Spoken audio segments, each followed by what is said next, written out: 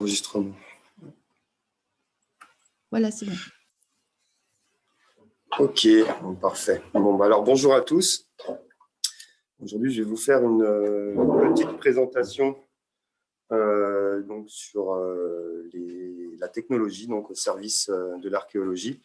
Comme vous avez pu le voir la semaine dernière, donc je m'appelle déjà Omar Bouhelal, je suis managing director de Sphénoïde et je travaille beaucoup dans le milieu médical où je développe des nouvelles applications pour l'enseignement, la médecine, etc. Et du coup, ça fait maintenant 7 ans qu'on travaille avec le musée du Quai Branly, donc où on essaye de développer, de répondre à la demande et aux demandes et de créer de nouveaux protocoles pour l'archéologie. Il y a un point commun entre la médecine et l'archéologie, c'est que l'œuvre, c'est le patient de l'archéologue. Et du coup, l'idée, c'est comme en médecine, récolter le maximum d'informations en étant le moins invasif possible. Voilà. Donc aujourd'hui, on va parler de plusieurs choses, donc principalement l'acquisition numérique d'une œuvre, la visualisation et la rematérialisation. Donc aujourd'hui, on a tout un panel de technologies qui nous permettent donc du coup de scanner un objet, des logiciels qui nous permettent de visualiser l'objet et des outils. Ça peut être des machines-outils ou des imprimantes 3D qui permettent de rematérialiser l'objet. Donc, on peut aujourd'hui dupliquer à l'identique un objet avec tous ces outils-là. Donc après, ça peut servir à la communication, à plein de choses. Donc là, c'est un petit résumé. Donc, quelles peuvent être les applications de toutes ces technologies pour l'archéologie.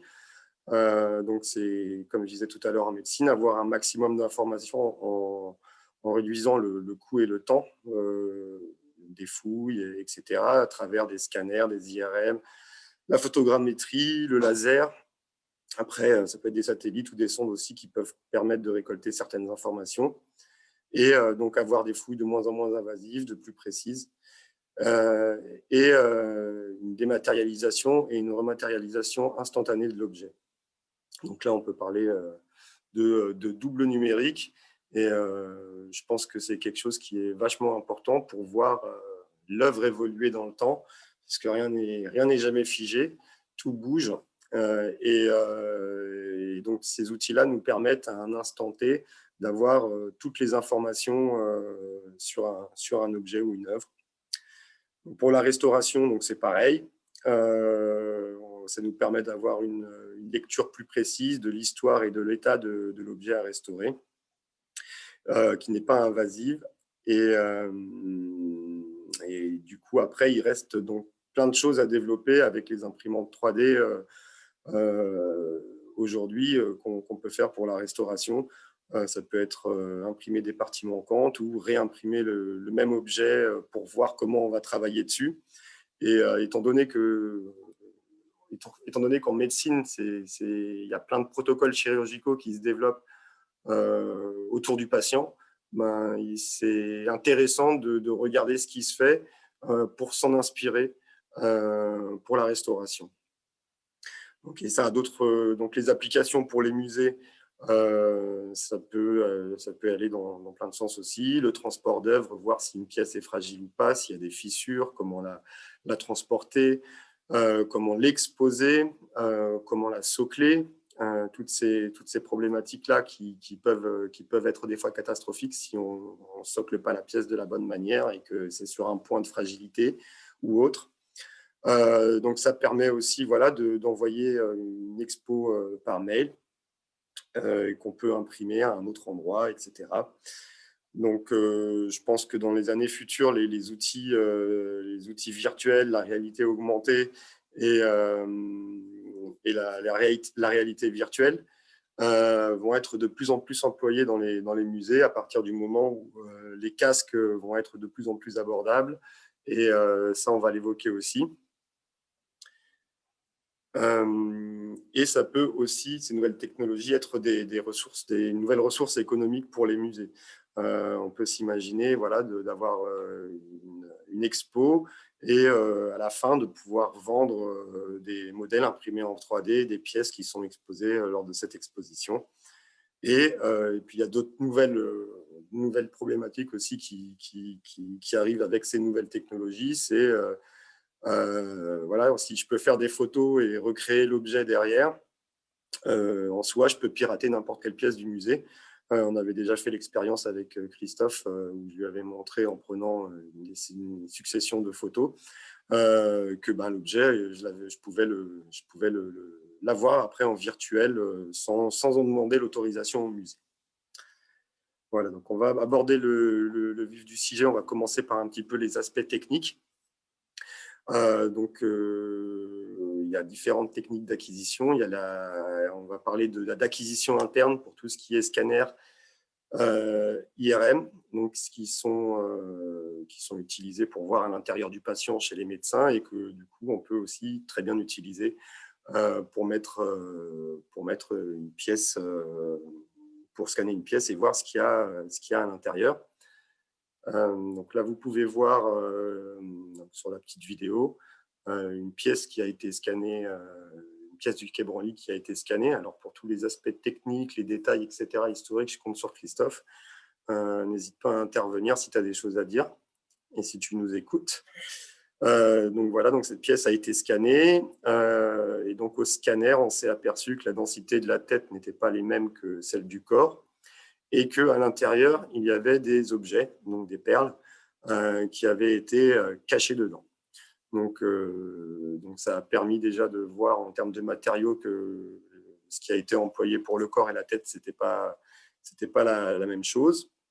Et ça nous a permis de voir ce qui faisait un bruit quand on bougeait la pièce et ce qui était emprisonné à l'intérieur. Donc ça, c'est grâce au scanner qui permet de voir à l'intérieur. Le scanner, en revanche, ne permet pas d'avoir la couleur de la surface, ne prend pas ce type d'informations-là.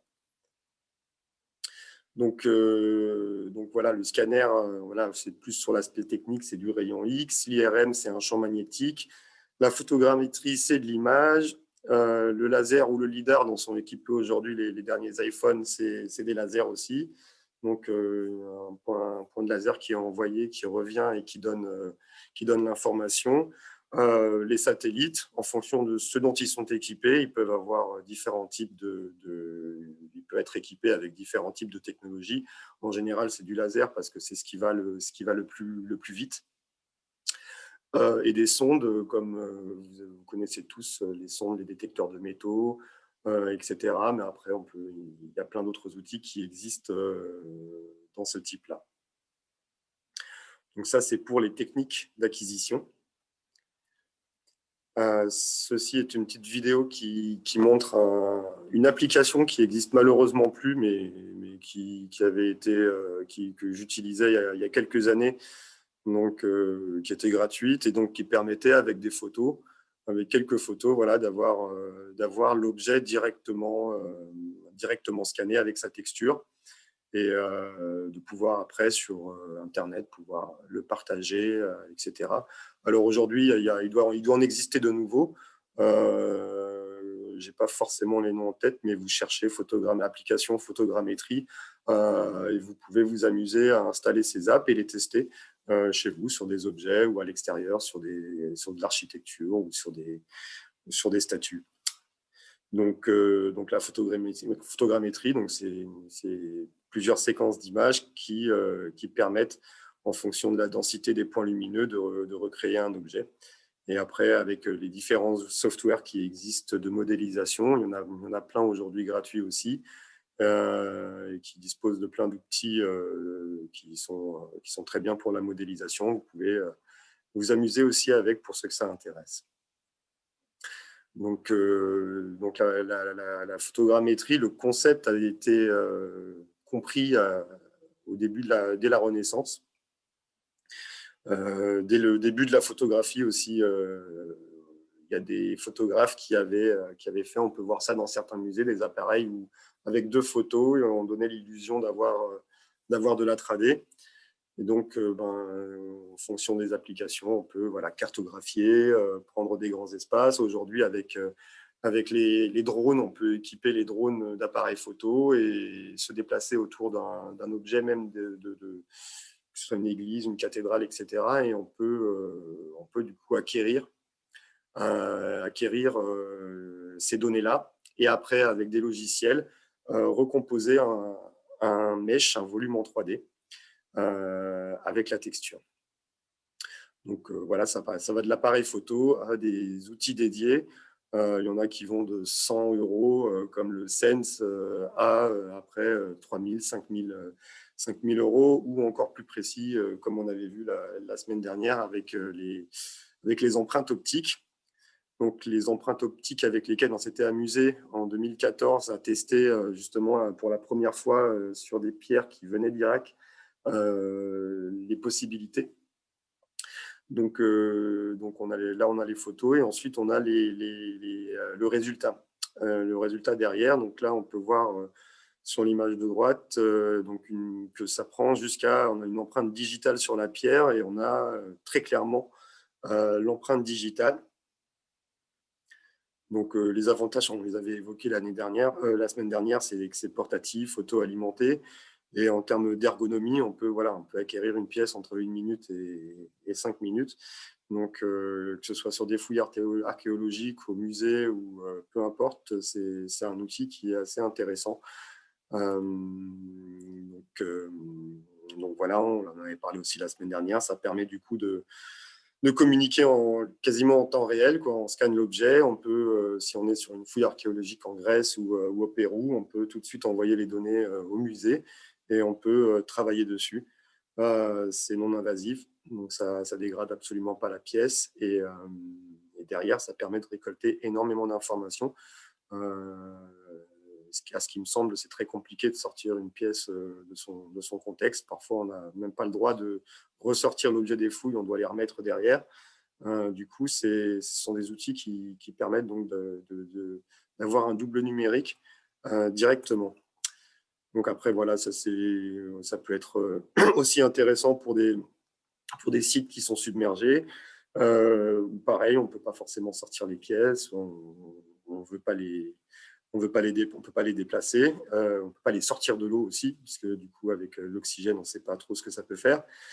Voilà, au niveau du coût, c'est relativement abordable. Ces technologies sont relativement abordables. Donc, elles permettent aujourd'hui, je pense que c'est intéressant pour les musées, les archéologues, de s'intéresser et de s'équiper de ces technologies-là. Donc ensuite, là, le résultat que vous voyez là, ce sont les mêmes pierres qui ont été imprimées en 3D derrière. Donc on a l'exacte réplique de ce qu'on avait physiquement comme pièces. Et donc on peut les dupliquer, les répliquer à l'infini. Donc voilà, on va parler des techniques du coup justement de rematérialisation. Donc on a jusqu'à aujourd'hui, c'était surtout la reproduction manuelle qui était utilisée. C'est le dessin, la sculpture, les reproductions de sculptures et la photographie, donc qui permettait de récolter les informations. Mais comme on le sait, c'est très chronophage. Le temps d'acquérir une pièce avec un scanner et le temps de refaire des dessins, de coupe à l'échelle, etc., c'est pas du tout le même temps de travail et le même effort. Quoique je pense qu'il faut métisser toutes ces techniques et représenter par des dessins quand ça a un intérêt et utiliser les nouvelles technologies pour gagner du temps. Donc ensuite, on a l'usinage. Donc l'usinage, c'est ce qu'on appelle la fabrication soustractive. C'est à partir d'un bloc de matière, on va venir avec une machine-outil qui va fraiser, avec un forêt qui va fraiser la forme dans de la matière. Donc on soustrait de la matière. Donc, c'est pour ça que c'est de la fabrication soustractive. Donc, ça peut être sur du bois, ça peut être sur de la pierre, sur tout type de support. Et donc là, il y avait eu des répliques de ces statues qui avaient été faites. Et du coup, on avait scanné l'objet. Je ne sais pas si vous voyez ma souris sur l'écran.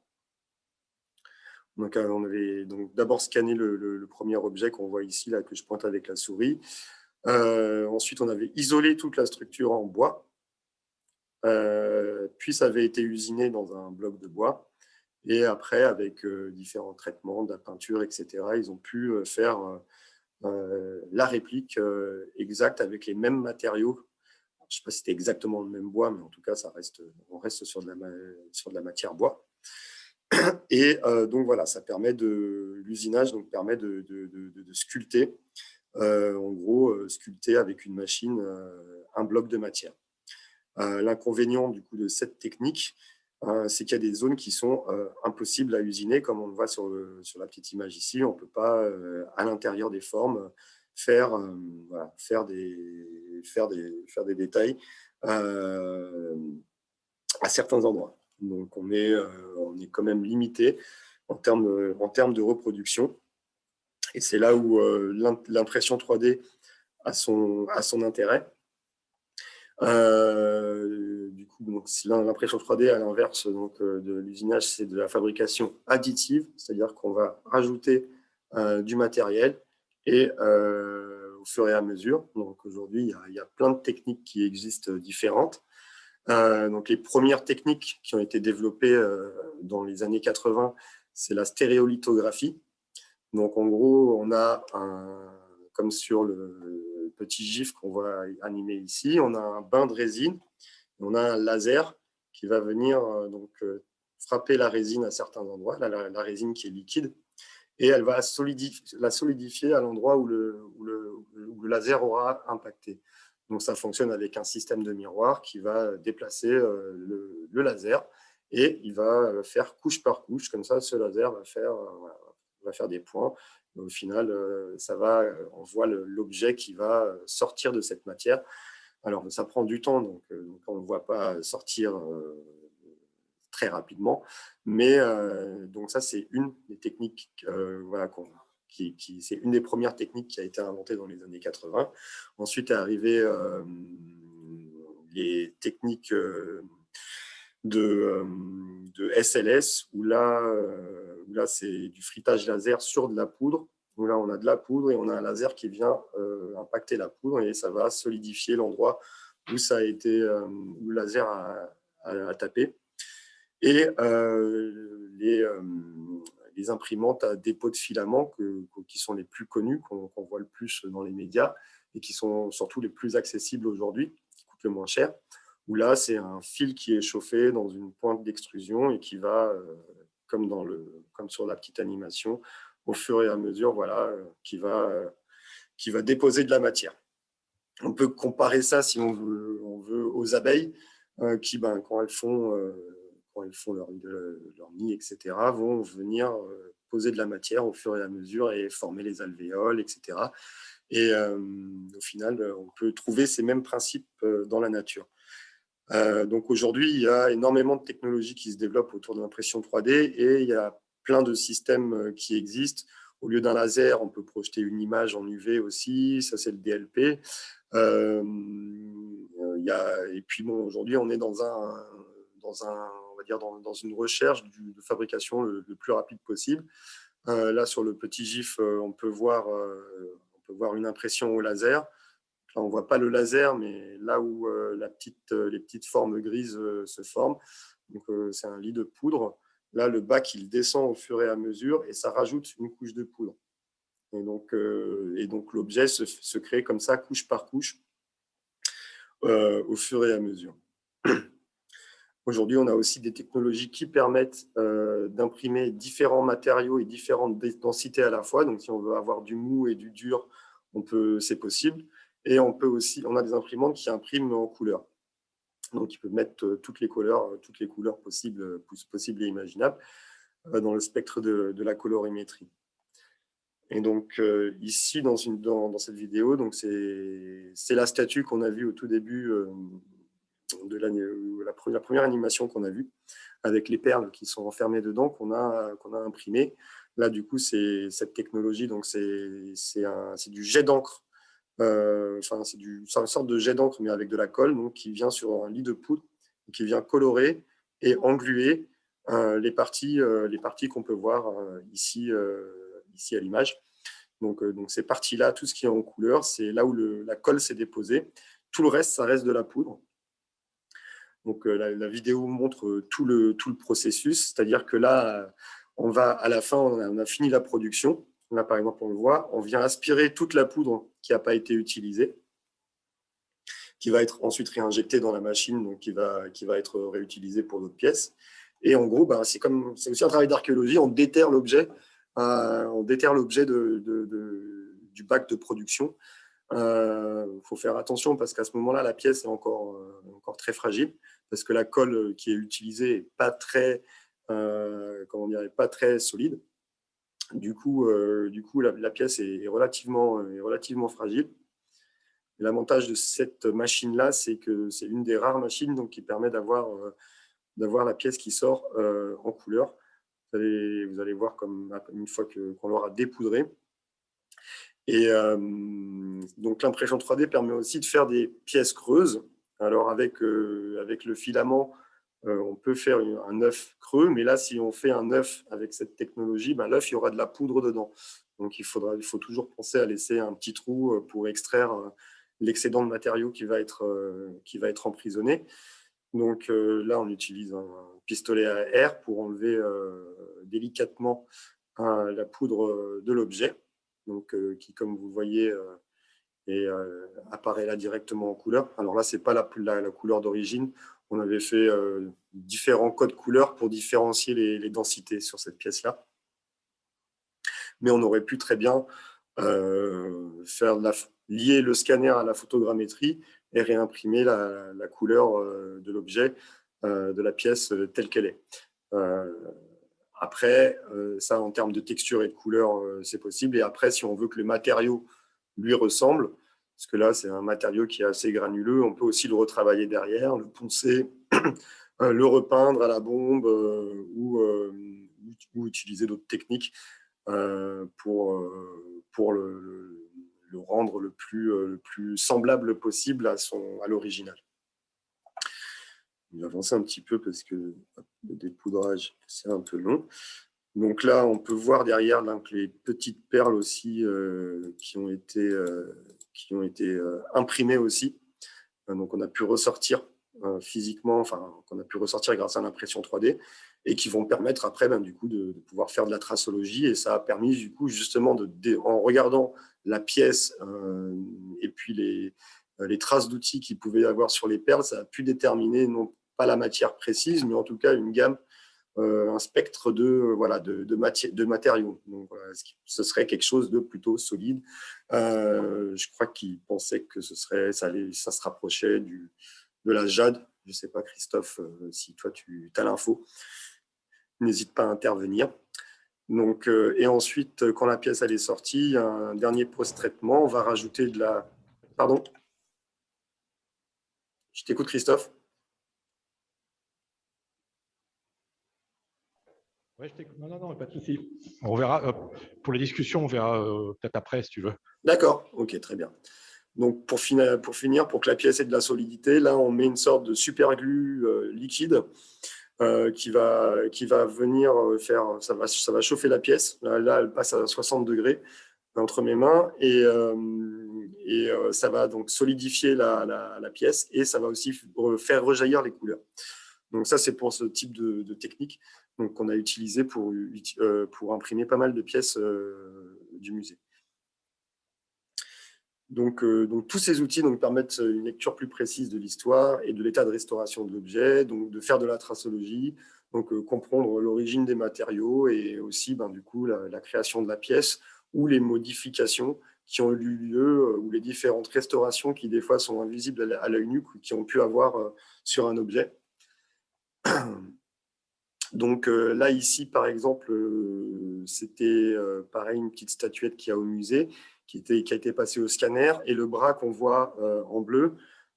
Ici, en fait, on s'est rendu compte au scanner que ce n'était pas le même bois que l'autre bois, parce que la densité est différente. Donc, même sur le bois, on peut avoir ces informations-là. Même si ça reste le même matériau, la densité n'est pas la même. Et du coup, ça implique que soit ils n'avaient pas suffisamment de bois pour tailler la pièce, voilà, lors de la fabrication de la pièce, soit s'il y a eu une restauration plus tard. Donc, ça permet de… Alors que quand on voit l'objet à l'extérieur, c'est impossible de dire que ce n'est pas le même bois. Et on peut aussi, comme on peut le constater sur les images ici, voir qu'il y a des fissures à l'intérieur. Donc, de voir est-ce que c'est des fissures qui sont liées au bois ou si c'est des insectes qui ont attaqué la pièce. Et donc ça, on peut le faire sur n'importe quel objet. Et là, on a réappliqué les textures de densité sur l'objet. C'est-à-dire que les densités, on les a sur le volume. Elles sont figées sous forme de photo et on a réappliqué les textures, donc les nervures qu'on voit et qu'on peut apprécier là à l'image. C'est ce qu'on a vraiment à l'intérieur de l'objet. Donc là, ici, comme on a fait une coupe symétrique pour voir justement à l'intérieur de l'objet, est-ce qu'il y avait un trou, est-ce que c'était une statue dans laquelle ils avaient creusé quelque chose, parce que ça peut arriver que du coup, on leur donne à boire et à manger. Donc en termes de matériaux, il y a une infinité de matériaux aujourd'hui qu'on peut imprimer et ça se développe de plus en plus. Ça va de la céramique au plastique, au métal, etc., etc. Donc ça, à ce niveau-là, il y a des matériaux qui sortent. Tous les mois, il y a de nouveaux matériaux qui sortent. Et les imprimantes sont de plus en plus rapides. Et je pense qu'on atteindra un jour le stade de la photocopie, c'est-à-dire qu'on arrivera en une fraction de seconde à recréer un objet en projetant, en imaginant qu'on puisse projeter un hologramme, par exemple, dans de la résine. Là, on pourrait avoir un objet qui est fabriqué en l'espace de quelques secondes. Maintenant, je vais passer à des petits cas concrets qui ont été faits ici au musée, donc pour l'exposition L'anatomie des chefs-d'œuvre, qui tournait autour de cette thématique-là, donc des nouvelles technologies et de ce que ça peut apporter au musée et aux restaurateurs, que ce soit à l'archéologue en termes d'information et de compréhension de la pièce. Et on a découvert pas mal de choses justement en préparant cette expo. Donc, je ne viens pas moi, je ne vais pas trop parler de l'aspect historique de la pièce et de l'objet. J'ai mis des petites études de cas ici donc, pour que vous puissiez avoir les informations. Donc, on repart toujours de cette même statuette qu'on a vue depuis le début, donc avec les perles, où là, qu'on a réimprimé du coup avec les bonnes couleurs.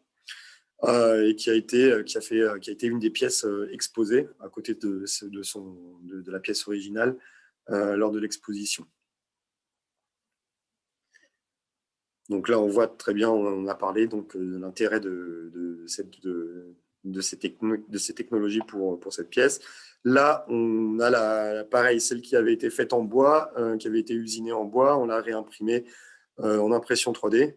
Et ensuite, avec une bombe aérosol, elle a été, pour avoir un noir un petit peu plus dense, et vu que c'était de la peinture qui était mise sur la pièce, a utilisé un même médian pour avoir un résultat avec une densité, un noir plus dense et un aspect mat, à peu près comme l'original. Ici, c'est celle qui a été le plus intéressante, c'était donc ce fardeau qui a été scanné et justement en fouillant, parce que j'ai passé des heures et des heures à segmenter les différentes parties, parce qu'il y a pas mal de choses dans ce fardeau, que ce soit des perles, des épis de maïs, et le squelette de cette petite fille. Justement, en fouillant, on s'est rendu compte qu'elle tenait dans ses mains, dans les deux mains, elle tenait, qui sont dans une position relativement précise, des deux côtés, posées sur le bassin. Elle tenait des sortes de pièce. Et du coup j'en ai parlé à Christophe et on a rescanné la pièce, l'objet. Donc, on a rescanné le fardeau en se focalisant sur cette zone précise. Donc voilà, là on peut voir ici que pareil, elle avait des dents qui étaient tombées, et puis après avec le transport ou avec le temps qui étaient tombées et qui s'étaient retrouvées dans le fond de son crâne. Ici derrière, donc on avait 2 molaires, et on avait aussi quelques incisives, celles qui ne sont plus accrochées ici devant, mais qui sont dans le fardeau, donc qui avec le temps ont dû se détacher. Et ici, on voit aussi voilà, les différentes étapes de post-production où là, j'avais retravaillé avec différents vernis pour avoir l'émail de la dent plus réaliste et avoir l'os un petit peu plus mat. Donc, l'impression 3D ne fait pas tout. Il y a quand même derrière un travail de post-production et un traitement. Donc, l'artisanat continue malgré ces technologies-là. Au contraire, ça crée de nouvelles formes d'artisanat et c'est très bien. Et ici, là, sur les images de droite, là, on peut voir les épis de maïs, donc on dirait carrément qu'ils datent d'hier ou qu'ils ont de quelques mois. Donc on peut apprécier le maïs et on peut déterminer du coup même, j'imagine, je ne sais pas comment s'appellent ces experts en la matière de fruits et de légumes qui peuvent distinguer. Les maraîchers. Les maraîchers qui pourraient distinguer quel type de maïs c'est. Donc ça, c'est une partie de ce qu'il y avait dans ce fardeau qui a été imprimé. Et ici, ensuite, comme on peut le voir, la main avec donc cette pièce dont on n'a pas encore... on ne sait pas trop si c'est un médaillon parce qu'il y a un petit trou dedans aussi. Alors là, c'est une image un petit peu plus précise. Justement, en sortant les densités, on peut voir qu'il y a une base avec un trou à l'intérieur. Alors, est-ce que c'est un pendentif ou est-ce que ça a une autre fonction? Je ne saurais pas vous le dire. Et cette petite pierre ou autre qui est placée au-dessus. Là, on voit la densité de ce que peut représenter l'objet on va dire, avec son enveloppe. Mais il y a différents matériaux parce qu'il y a différentes densités. Et du coup, le scanner, justement, donc, permet donc de déterminer cet infime détail qui est dans le fardeau et qu'on ne pourrait pas avoir autrement. Et tout ça sans avoir besoin de l'ouvrir et de le détériorer. Ici, c'est une petite animation donc, sur l'outil qu'on utilise aussi au musée, donc Visua, donc, qui permet, ici, avec ma jauge, je peux augmenter ou diminuer les densités. Donc, ce qui est le plus solide, c'est l'émail des dents et le métal. Et ensuite, vient les os, les tissus mous, les tissus, etc. Et donc, cette petite jauge nous permet de cibler quelle densité qui est représentée sur le scanner quand on voit une radio par des niveaux de gris. Donc, ce qui est très blanc, c'est ce qui est le plus solide. Et ce qui est noir, c'est l'air autour. Et ce qui est gris, c'est tout ce qu'on a entre. Donc ici, c'est donc la pièce telle qu'on peut la voir dans le fardeau quand on met les densités sur, on va dire, ce qu'il y a de plus solide, le métal. Et ensuite, quand on augmente un petit peu plus, donc on peut voir la forme donc, de ce médaillon avec ce petit téton qui voilà. Donc il faudrait regarder dans les archives de ce qui a été découvert à cette même période et regarder voilà, avoir dans les bases de données qui existent ou consulter les experts qui pourraient aider à déterminer quelle est cette pièce et qui doit avoir une fonction étant donné qu'on la retrouve dans les deux mains. Et dans les deux, c'est la même forme, avec le même trou et avec le même dôme. Donc ici, pareil, donc un autre exemple de voilà, comment faire pour déterminer les différents matériaux et de quoi est composé donc, ce pot, où on voit qu'il a été tissé comme un joli niche. Niche, en fait, résine végétale. Voilà, et donc voilà, là, ça permet du coup, le fait de le scanner, ça permet de voir tout ce qu'il y a à l'intérieur, autour. Et puis, comme on peut le voir aussi, les informations comme les petites fresques qui ont été sculptées dedans, et ces petites, c'est des fruits, c'est des graines tout autour. Et évidemment, ce qu'il y a à l'intérieur, avec ici, pareil, donc là, ce qu'on a, les différentes couleurs, c'est les différentes densités. Donc, pareil, j'ai capturé une photo des densités d'image et j'ai réappliqué la texture après sur l'objet exporté en mèche. Donc, ici, c'était très intéressant aussi. C'était donc une tête de gorille. Donc, ils savaient que c'était un gorille qui était dans un panier. Et au scan, ils ont déterminé qu'il y avait dans le crâne une graine. Et ça a aussi accessoirement permis de déterminer si c'était un gorille mâle ou femelle, puisque les gorilles mâles ont une crête osseuse au niveau du crâne, et les femelles n'en ont pas, parce que les gorilles mâles sont plus dans la baston. Et du coup, on ne pouvait pas le voir avec le tissage qu'il y avait autour de l'objet. Et donc là, on a pu donc ressortir juste l'os, ressortir la graine, voir que la graine, on peut le rentrer par le trou occipital et qu'on peut la ressortir sans problème. C'est un peu logique vu qu'elle s'est retrouvée là. Et on a pu déterminer le type de graine que c'était. C'était en fait un fruit d'un palmier. Un fruit d'un palmier. Un fruit d'un palmier oléagineux. Voilà.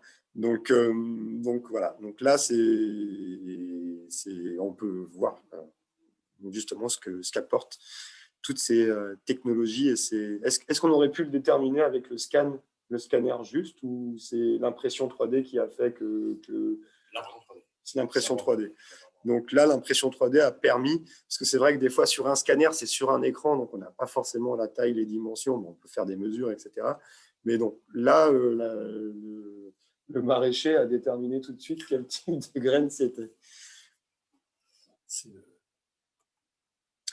Donc voilà, là, une autre image pour montrer que voilà, on n'avait pas accès au sommet du crâne. Et les orbites étaient scellées aussi. Donc on n'aurait pas pu non plus passer une caméra pour voir ce qu'il y avait à l'intérieur. Voilà, donc là, c'était pareil sur un objet, donc sur ce bolis. Ça nous a permis d'imprimer la structure en bois qu'il y a à l'intérieur de cette pièce, ainsi que, ici, on ne le voit pas très bien, ces petites cornes qui sont cachées ici à l'intérieur de l'objet. Donc, ça a permis aussi de déterminer de quel type de corne il s'agissait et de voir la structure et du coup d'avoir toutes ces informations qu'on n'a pas sur comment a été fabriquée cette pièce, quels matériaux ont été utilisés. Et donc là, on en voit la structure. Donc, idem sur cette petite statuette toute ficelée. Donc ça a permis de ressortir. Ici, on a ressorti le bois et le métal. Donc il y avait des clous, des petites épingles à nourrice, des boutons. Et donc typiquement, là, le scanner nous a permis d'imprimer ce qu'il y avait à l'intérieur de cet objet sans du tout l'abîmer. Alors là, c'était marrant aussi, parce que du coup, donc, Christophe m'avait demandé de ressortir toute la densité, tout ce qui était bois, et d'imprimer uniquement le bois, et de segmenter uniquement la structure en bois. Et en segmentant l'objet, je me suis rendu compte que, comme on peut le voir ici en bas de l'image, les pieds et le corps étaient détachés. Et que là, les cercles qu'on voit, je ne sais pas en termes de densité si c'est de la boue, de la glaise, de l'argile ou autre chose, mais en tout cas, la pièce est fixée à ce niveau-là. A priori, il s'agit du même bois, puisque c'est le bois à la même densité. On n'a pas pu déterminer au niveau des nervures si ça avait été coupé et recollé volontairement, ou s'il y a eu, une fracture, etc. Ou si, voilà.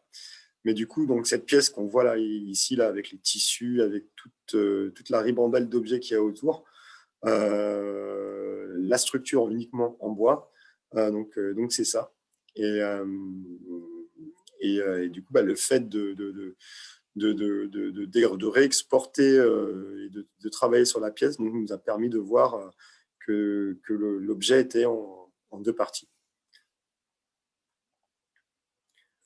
Alors, ça, c'est le bisango, ça, c'est comme ça qu'il s'appelle, bisango.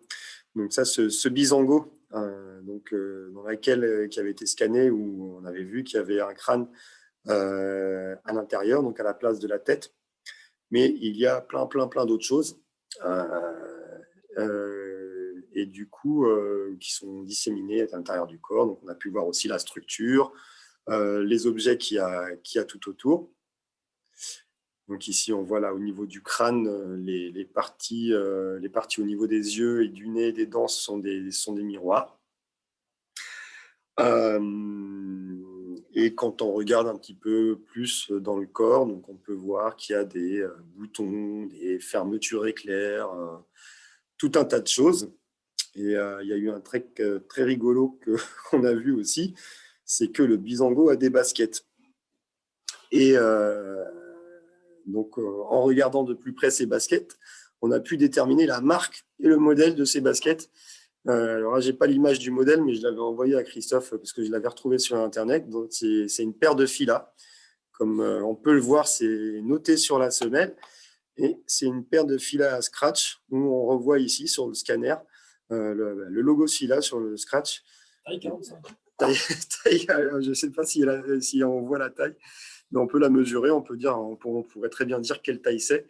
Et c'est des baskets que je rêvais d'avoir quand j'étais gamin. Et c'est marrant parce que Fila revient à la mode ces derniers temps. Donc au-delà de toutes les autres informations qu'on a pu avoir, ça c'était une info que je trouvais très drôle et intéressante à la fois. Qui sait, un jour on découvrira un corps, on pourra le dater parce qu'il aura telle paire de Nike Air Jordan au pied et qu'elle sera sortie en 2021. Voilà, donc toutes les informations sont bonnes à prendre. Donc, ils ont customisé un petit peu les baskets, pareil, en y fixant les miroirs, mais du coup, ça a servi de structure et de base à ce bisango.